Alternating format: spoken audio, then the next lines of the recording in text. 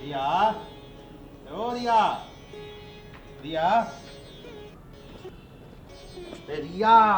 हाँ हाँ भैया प्रणाम। मोहन भैया प्रणाम। कब आए आप? अरे और कहाँ जा रहे थे? हम तो तुम्ही को ढूंढते ढूंढते यहाँ आए। देखिए इधर खोजे उधर खोजे कहीं नहीं। रिया, ये उदास, रिया उदास क्यों? कितना हंसमुख चेहरा। कुछ नहीं भैया, वो हमारे गांव की कमली भाभी है ना, हाँ। उसी के बारे में सोच रहे थे। हाँ, क्या हुआ कमली को? कमली पेट से है भैया, और डॉक्टर साहब है ना जो गांव के हमारे, वो बोले हैं कि शहर में ले जा करके प्रसव कराने के लिए। गरीब कमली भाभी, गरीबी में कैसे क्या करे। अरे कोई बात नहीं, सब ठीक हो जाएगा। कैसे सब ठीक हो जाएगा?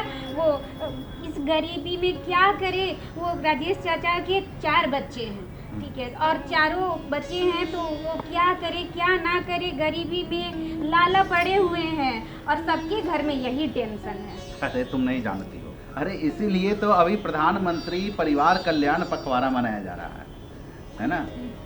तो क्या है भैया? और इसमें क्या होता है?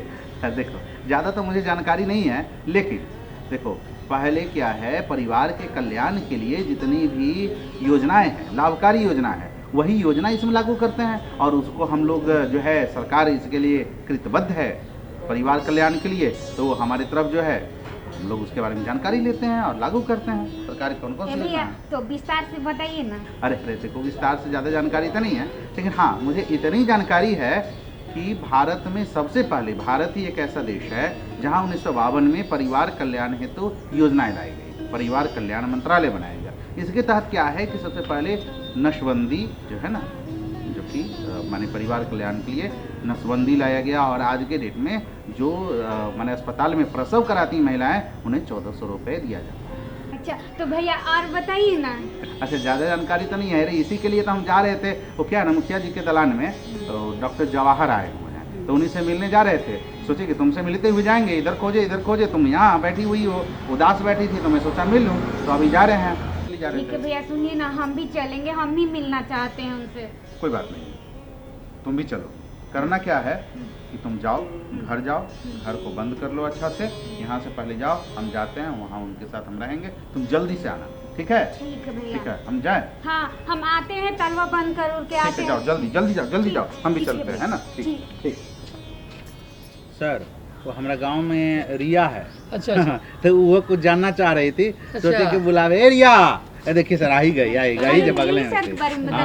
प्रणाम सर। डॉक्टर जवाहर सर हैं, है ना? ये जो है सर, ये जो है अभी जो परिवार कल्याण पखवाड़ा बताए हैं, ये आखिर हम लोग को इसके बारे में बताइए आज विस्तार से कि परिवार कल्याण पखवाड़ा काहे मना रहे हैं, इससे क्या फायदा है ना? इसमें हम लोग को क्या माने जानकारी मिलेगी? जानकारी मिलेगी। ये आप बहुत अच्छा प्रश्न किए। परिवार कल्याण पखवाड़ा का एक बहुत बड़ा महत्व है।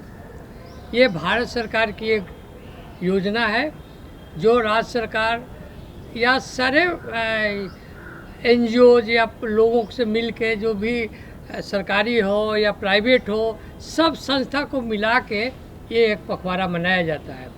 इसका मेन उद्देश्य है कि हर परिवार को खुशहाल रखा जाए। खुशहाल रखने के लिए एक ही है कि हर परिवार चाहता है कि हमें सुख शांति रहे, हमारे घर के लोग सभी स्वस्थ रहे, हमको एक पक्का मकान हो, सुख सुविधा की सारी व्यवस्था हो, और परिवार के हर लोग शिक्षित हो।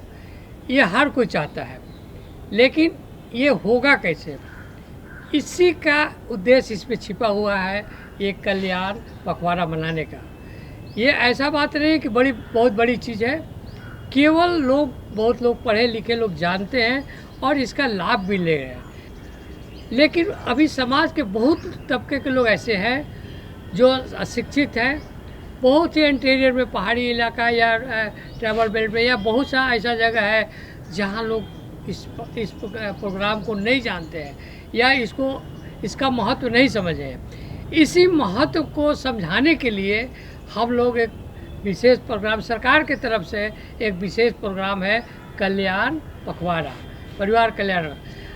परिवार को कल्याण के लिए ऐसा है कि सबसे महत्वपूर्ण बात है कि ये तभी संभव है जब परिवार छोटा हो।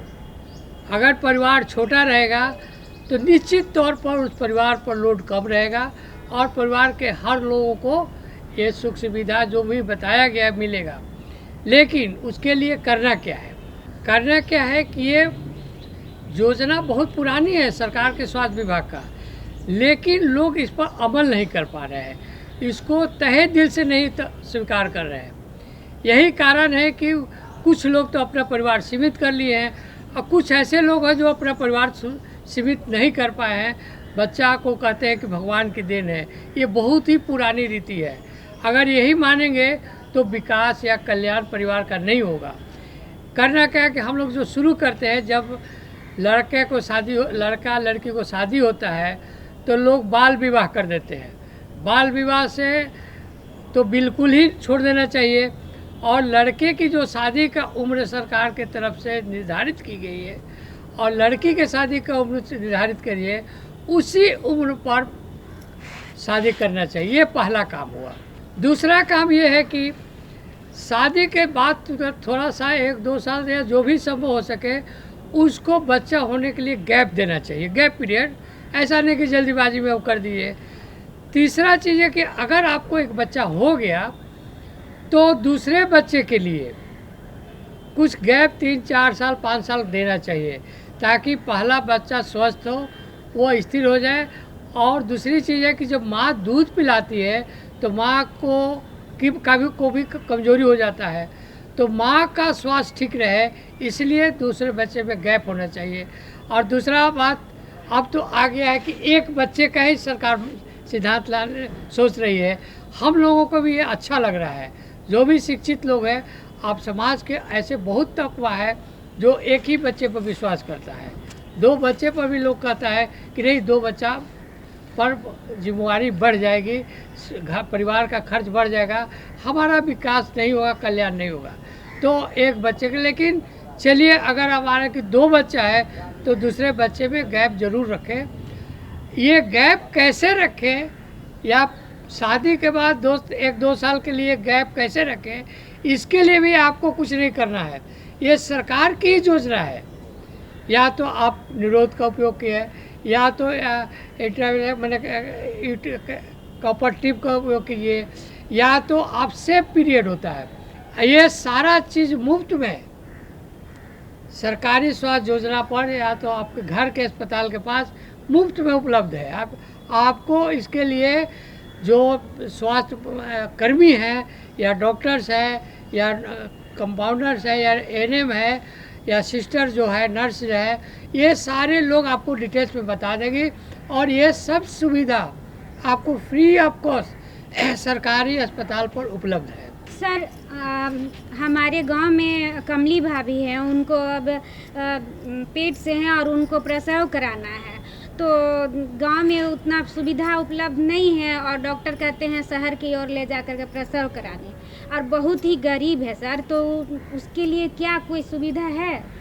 ये वाह, ये तो बहुत ही सुंदर क्वेश्चन है। कहना है कि इस जो हम लोग जो परिवार कल्याण पखवाड़ा मना रहे हैं, इसमें एक भी ये भी चीज़ है कि माँ को स्वस्थ रहे, पौष्टिक आहार मिले। अगर माँ स्वस्थ रहेगी, पौष्टिक आहार मिलेगा तो उसके गर्भ में पलने वाला बच्चा भी तंदुरुस्त रहेगा, मेंटली भी फिजिकली भी। और दूसरा चीज़ है कि बच्चा स्वस्थ रहेगा तो इनका डिलीवरी कहाँ हो, मैंने डिलीवरी सेफ जगह पर हो रहा है। अब सारे भी आपको पीएचसी, सीएचसी या अस्पताल में, सरकारी अस्पताल में, ये सब मुफ्त सुविधा है। ये सुविधा और बाहर में कभी तो कराना ही नहीं चाहिए। कराने से क्या होता है कि माँ डिलीवरी के समय जो उचित इम्यूनाइजेशन होता है वो नहीं मिलता है। डिलीवरी के समय अगर मान लें कि जो कॉर्ड है उसको अच्छा से नहीं कहा जाता, टेटनस का भी डर रहता है, तो ये सारे समस्याओं से बचने के लिए अगर सरकारी अस्पताल में डिलीवरी कराया जाए तो वो सेफ डिलीवरी होगा, वो सेफ डिलीवरी माँ के लिए भी होगा, वो सेफ डिलीवरी बच्चे के लिए भी होगा, और इससे दोनों बच्चे का भी लाइफ बचेगा और माँ का भी लाइफ बचेगा। माने इन्फेंट मोर्टेलिटी रेट भी कम होगा, जो हाई है उसको, मैटरनल मोर्टेलिटी रेट भी बच होगा। सर बहुत ही अहम बात आप बता रहे हैं। तो एक बात जानना चाहेंगे बिल्कुल कि जो आपने कहा कि गर्भावस्था में माँ स्वस्थ हो, तो थोड़ा चूँकि हम लोग इस पखवाड़ा को मना रहे हैं तो इस बारे में जानना चाहिए, माँ कैसे स्वस्थ हो, है ना, बच्चा भी स्वस्थ होगा, माँ स्वस्थ होगी तो बच्चा स्वस्थ होंगे, है ना, ऐसा आपका कहना है। तो माँ कैसे स्वस्थ हो, थोड़ा इस बारे में विस्तार से बताया जाए, किन चीज़ों का ख्याल रखें। माँ स्वस्थ रहे ये बहुत ही आवश्यकता है। इसके लिए लोगों के बीच जागरूकता लानी होगी। ऐसा नहीं है कि बहुत लोग करता है कि माँ को पौष्टिक आहार पे कमी कर देता है या गरीबी के चलते कमी हो जाता है। तो सबसे पहली चीज़ है कि माँ के गर्भ में पल रहा बच्चा और माँ दोनों को स्वस्थ रहना है, और जब तक दोनों स्वस्थ नहीं रहेंगे तब तक वो शारीरिक रूप से मानसिक रूप से भी, तब तक वो बच्चा में पलने वाला बच्चा का भी डेवलपमेंट नहीं होगा। तो सबसे बड़ी ज़रूरी है कि घर में शांति रहे। दूसरा चीज़ है कि माँ को पौष्टिक आहार दे। पौष्टिक आहार का मतलब हुआ कि ऐसा खाना जिसमें कार्बोहाइड्रेट भी हो, प्रोटीन भी हो, चर्बी भी हो, फैट भी हो, विटामिन भी हो, मिनरल्स हो। तो इसको हम लोग तो गांव घर में नाप के तो नहीं दे सकते हैं, तो इसीलिए कहा जाता है कि दाल भात सब्जी हो, हरा सब्जी हो, इसके अलावा फ्रूट जूस हो, ताज़ा खीरा बने मिले वो मिले। तो इस तरह से सब मिला के अगर अलग अलग खाएंगे तो उनको आहार जो ज़रूरत है वो मिल जाएगा। इसके अलावा भी स्वास्थ्य केंद्र पर, उप सेंटर पर, सब सेंटर पर आपको कैल्शियम की गोली, आयरन की गोली, फॉलिक एसिड या कीड़ा की गोली, कीड़ा भी बहुत इंपॉर्टेंट रोल है। अगर पेट में कीड़ा हो जाए, वर्म हो जाए, तो जो भी खाना खाएगी उसका विटामिन मैंने वो सब खाना सोख लेगा और माँ को भूख नहीं लगेगा, खाने की इच्छा ही नहीं होगी। तो उसका रोल बहुत ही इनडायरेक्ट रूप में होता है। तो कीड़ा की गोली, ये चारों गोली आपका स्वास्थ्य केंद्र पर, सब सेंटर पर आप एएनएम दीदी से या महिला के स्वास्थ्य कर्मी से की मदद से मुफ्त में ले सकते हैं। ऐसा नहीं कि उसको कुछ पैसा देना है। और हर दिन आप जाके, किसी भी दिन जाके, या आपको और भी कुछ समस्या हो तो आपका सब सेंटर पर डॉक्टर्स आते हैं, नर्स आते हैं, महिला स्वास्थ्य कर्मी आते हैं, उनसे राय लेते रहिए। अच्छा सर, एक बात आती है कि अगर हम माँ स्वस्थ हुई, ठीक है, पोषक आहार देंगे, उसको हम घर का तनाव मुक्त माहौल बना के रखेंगे, इसके साथ साथ गर्भवती महिलाओं के देखरेख के दौरान, जो कि पूरे परिवार की जिम्मेदारी बनती है, परिवार कल्याण की बात है, तो किन किन बातों पर खास ध्यान रखना चाहिए गर्भवती महिलाओं को, जिससे कि बच्चे पर ज़्यादा असर नहीं आए, थोड़ा उन बातों पर जिक्र किया जाए। बिल्कुल बिल्कुल। जो गर्भवती महिला है वो तो बहुत ही इम्पोर्टेंट है, क्योंकि अगला परिवार वो देने जा रही है जी, या परिवार का डेवलपमेंट करने जा रही है। तो उसके लिए सबसे ज़रूरी है कि माँ को कोई टेंशन नहीं दे, मेरा घर पारिवारिक टेंशन है तो अवॉइड करें, पौष्टिक आहार दें, विटामिन की गोलियाँ दें, और ये मैंने जब डिलीवरी होने का है तो निश्चित कर ले कि डिलीवरी सरकारी संस्थान पर या कोई मैंने जहाँ पर ये सुविधा हो डिलीवरी कराने का, क्योंकि वहाँ पर अगर कराएंगे तो वहीं पर आपको डॉक्टर बता देंगे कि माँ को 2 टेटबैग का टीका लगता है जिसे टेटनस बचाया जाता है। इसके अलावा भी जब बच्चे को जन्म लेते इम्यूनाइजेशन का हो जाता है, ताकि जो जानलेवा बच्चे में होने वाले जानलेवा बीमारियां हैं उससे बच सके, माँ भी बचे और माँ का भी देखभाल बढ़िया से हो जाए और बच्चे की भी देखभाल अच्छा से हो जाए। ये बहुत ही ज़रूरी है। ये इसके लिए हमें लोगों को, जो लोग जानते हैं उसका फ़ायदा उठा रहे हैं, लेकिन अभी भी बहुत सा लोग ऐसे हैं, बहुत से ऐसे गांव के हाथ में या ट्रैवल एरिया में या बहुत सा गांव में जो लोग शिक्षित नहीं है, वो लोग इसको भ्रम में फैले रहते हैं। वो ओझा गुनी के चक्कर में रहते हैं। उससे जाते परिवार का कल्याण नहीं, परिवार का नाश ही होता है। परिवार का कल्याण का मतलब परिवार का विकास हो, विकास का मतलब परिवार का सब लोग सुखी रहे, स्वस्थ रहे, शिक्षित रहे। सर, हमारे मन में एक प्रश्न आ रहा है बिल्कुल कि महिला कैसे अपने आप को समझे कि हम अब बच्चे को रख सकते हैं, जन्म दे सकते हैं। जैसे कि पहले से ही अगर बच्चा रखे और हड्डी में दर्द, नस में दर्द, हर जगह दर्द का सामना करना पड़े, फिर खाना पीना अच्छा ना लगे, तो इस परिस्थिति में क्या करें? वो तो कमजोरी की वजह से ऐसे होने लगेगा। अगर बच्चा रख लेगी तो कैसे पहले समझ ले कि हम अभी बच्चे रखने के लायक हैं? देखिए, बहुत ही अच्छा प्रश्न है, लेकिन बात ऐसी है कि ये जो आपका प्रश्न है वो कॉमन नहीं है। जान लीजिए कि ये जो 18 साल की उम्र में शादी हुई या 20 साल की उम्र है, 25 साल की उम्र है, तो उस समय में नॉर्मल देखा जाता है कि महिला स्वस्थ रहती है। अगर किसी में किसी तरह के खास जैसे दर्द है, ये है, तो वो डॉक्टर से सलाह ले ले, उनको उचित कैल्शियम, आयरन या जो कुछ भी होगा उसका उचित होगा, या अगर वर्ष की दवा देना होगा दिया जाएगा, उसको कोई बात नहीं है।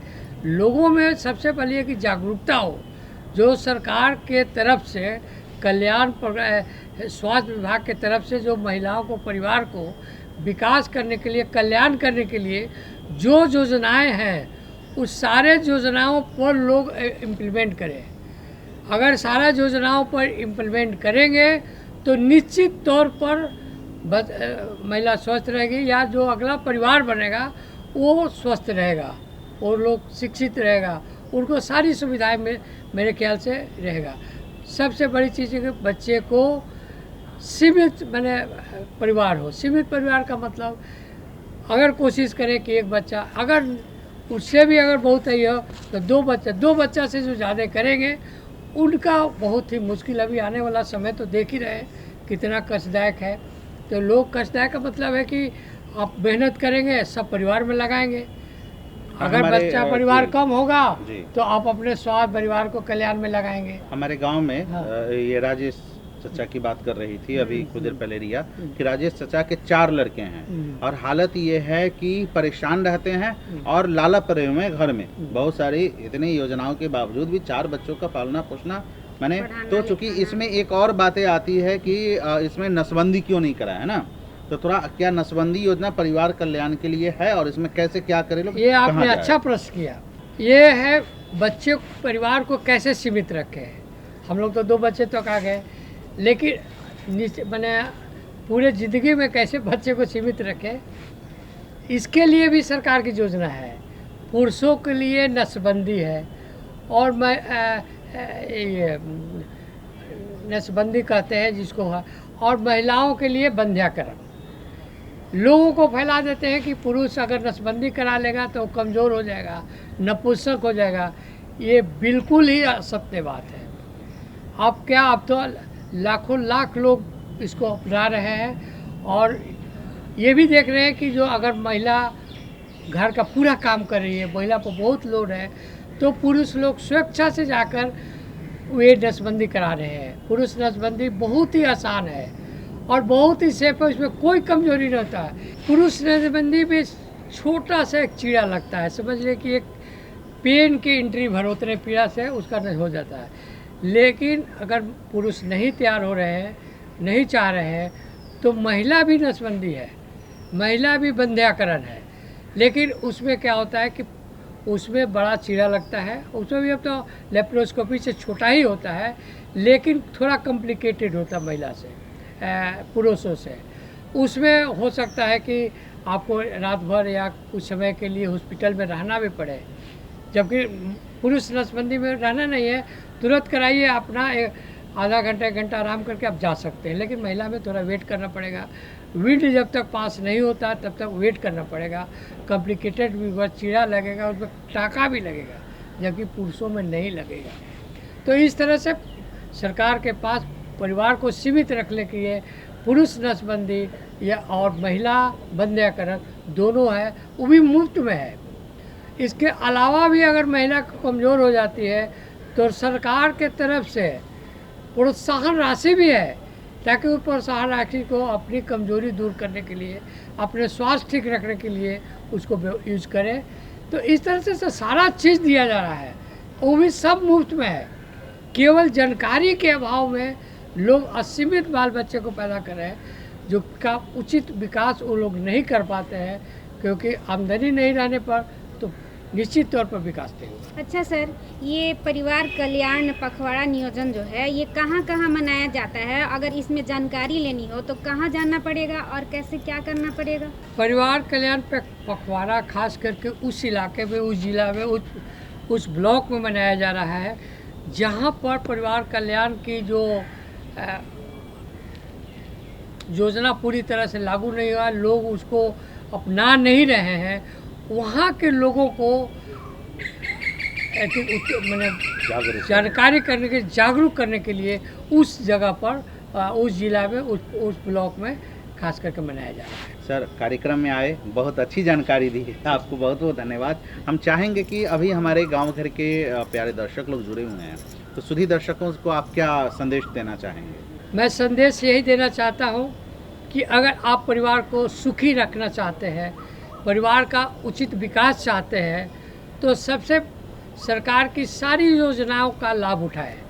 सारा सुविधाएं मुफ्त में और आपके घर के पास अस्पताल में उपलब्ध है।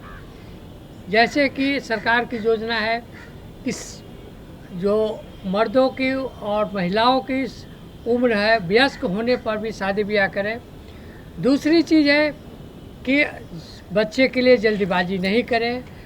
तीसरी चीज़ है कि आपको बच्चे के लिए नहीं चाहते हैं, उसमें भी आपको टेंशन नहीं है, सरकार के पास आपके लिए, आपके हेल्प के लिए इसका आप उपयोग करके अपने बच्चे को जल्दी, बच्चे को जन्म लेने से बचा सकते हैं, प्रेगनेंसी से बच सकते हैं।